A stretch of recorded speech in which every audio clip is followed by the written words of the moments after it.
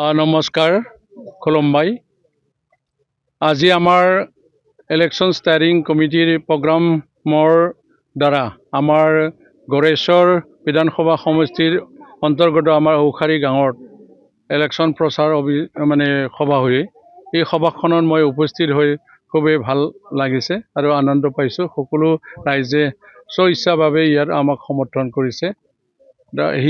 এই অনুষ্ঠানত থাকি মই যিহেতু ৰাইজৰ যিখিনি সঁহাৰি পাইছোঁ এই যিখিনি মই গোটেই শুক্লাই চাৰপাং আৰু নাগৰিজুলি আৰু গড়েশ্বৰ তিনিখন যিটো পৰিষদীয় সমষ্টি এই সমষ্টি এৰিয়াত যিখিনি গাঁও চুবুৰীৰ ৰাইজৰ যিখিনি সমৰ্থন হিচাপে নিশ্চয় আমি জয়লাভ হ'ব পাৰিম বুলি আশা কৰিছোঁ।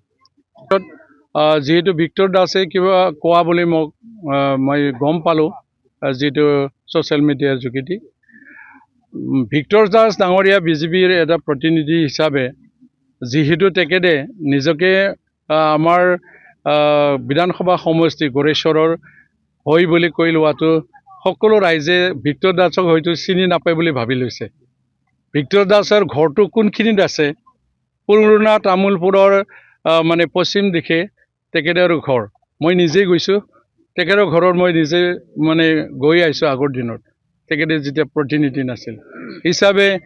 তামোলপুৰ এৰিয়াত ভিক্টৰ দাসৰ জন্মস্থান না গড়েশ্বৰ বিধানসভা সমষ্টিৰ জন্মস্থান মই জ্ঞাত। তেখেতে যিমানখিনি ৰাইজক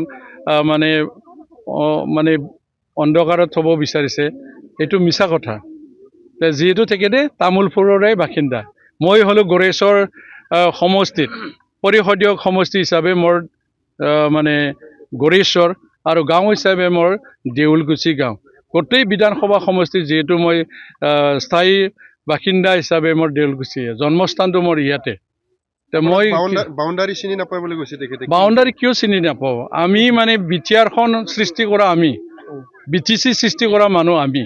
হয়তো ভিক্টৰ দাসৰ সেই নলেজটো নাই।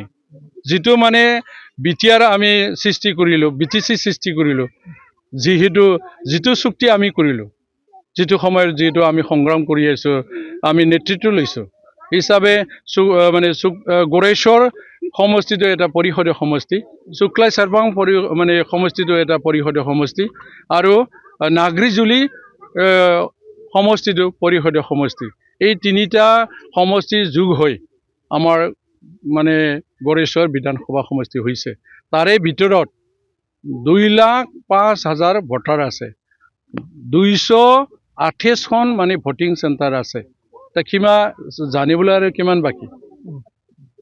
জ্ঞানৰ অভাৱ বুলি কৈছে তেখেতে কিমান জ্ঞাত? তেনেহ'লে বহুত দিন আগতে তেখেতে মন্ত্ৰীমল্লা হ'ল হয়, ইমান যদি জ্ঞান থাকিল হয়। মইতো দুবাৰকে মই MCLA হ'লোঁ, সমষ্টিত মই প্ৰতিনিধিত্ব কৰিছোঁ। ৰাইজে যদি মোক ভাল নাপায় দুবাৰকৈ মই কিয় MCLA হ'ব পাৰিলোঁ হয়? হিচাপে ৰাইজে মোৰ লগত আছে আৰু ভিক্টৰ দাসৰ লগত ৰাইজে আছে না নাই এইবাৰ নিৰ্বাচনতে ইয়াৰ ৰিজাল্টটো ওলাব, ইয়াৰ পৰিচয়টো ওলাব।